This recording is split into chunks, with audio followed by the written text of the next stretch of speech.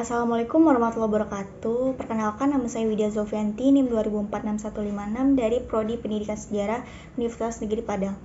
Baiklah, di sini saya akan membagikan pengalaman dokumentasi kegiatan kuliah kerja lapangan tentang sejarah orang rantai dan kota tambang dalam kajian sejarah sosial.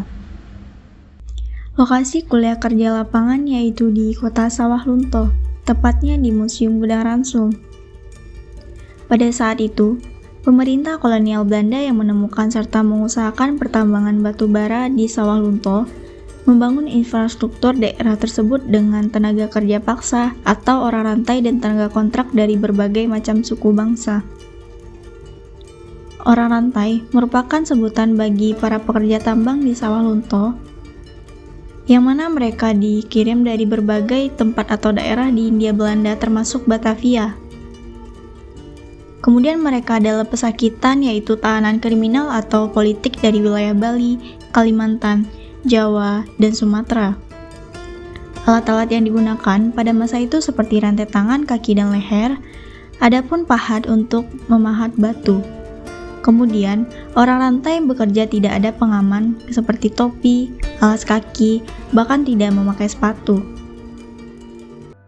Saya adalah cucu keturunan orang rantai atau buruh paksa di masa kolonial Hindia Belanda.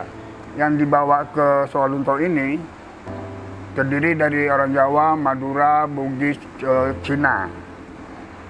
Sebenarnya orang yang dijadikan pekerja orang rantai itu mengadakan pembangkangan dan perlawanan terhadap Belanda. Dan orang itu ditangkap dan dijadikan tahanan dan dibuang ke Sawah Lunto sebagai buruh pekerja paksa dan ditempatkan di tangsi-tangsi atau penjara-penjara pekerja, dijadikan pekerja buruh paksa atau orang rantai dengan biaya yang murah, tanpa digaji, cuma diberi makan sekedarnya. Ini merupakan kawasan lubang tempat para orang rantai bekerja, yang diberi nama Lubang Mbah Suro.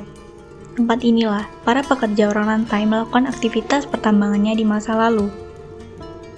Penamaan Lubang Suro ini berasal dari seorang mandor orang rantai yang bernama Mbah Suro. Lubang Suro ini merupakan sebuah terowongan yang cuma memiliki tinggi 2 meter, serta memiliki panjang 1,5 km di bawah kota Sawah Lunto. Kawasan selanjutnya yaitu dapur umum. Dapur ini dibangun pada tahun 1918. Nah, di dapur umum ini banyak terdapat peralatan-peralatan memasak, salah satunya yaitu periuk. Periuk ini digunakan untuk memasak rata-rata 3.900 kg beras agar dapat memenuhi makanan para pekerja orang rantai setiap harinya. Dapur ini sengaja dibangun untuk memenuhi kebutuhan makanan para pekerja orang rantai setiap harinya. Awalnya itu dimulai dari ketika batu bara ditemukan. Beberapa ahli kemudian mereka kirim tenaga ahli itu seperti insinyur pertambangan, geologi, bahkan juga arsitek didatangkan ke Sawah Lunto. Kemudian bagaimana dengan buruh? Awalnya pemerintah Belanda itu menggunakan tenaga kerja lokal. Namun itu tidak memuaskan pemerintah Belanda. Mereka berpikir keras bagaimana mendatangkan buruh.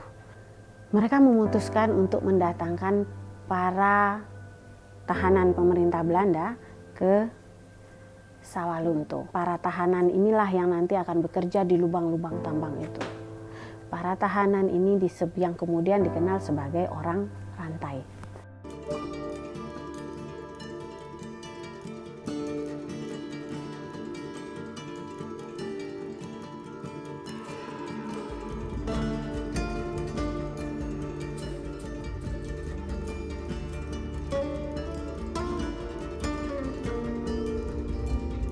Mungkin hanya itu yang dapat saya bagikan pengalaman kunjungan ke Museum Gudang Ransum dan Lubang Suro. Semoga video singkat ini dapat menambah wawasan buat kalian yang menonton.